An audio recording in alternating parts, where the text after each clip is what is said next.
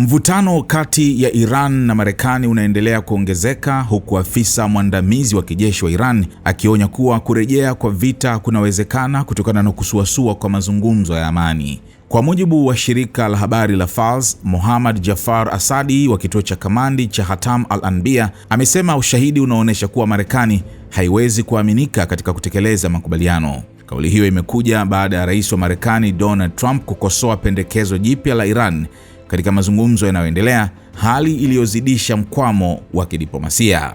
Wakati huo huo, Washington imeidhinisha mauzo ya silaha yenye thamani ya zaidi ya dola bilioni 8.6 kwa washirika wake wa Mashariki ya Kati, wakiwemo Israel, Qatar, Kuwait na UAE. Hatua hiyo inakuja wiki 9 tangu kuanza kwa vita na zaidi ya wiki 3 tangu usitishaji dhaifu wa mapigano uanze.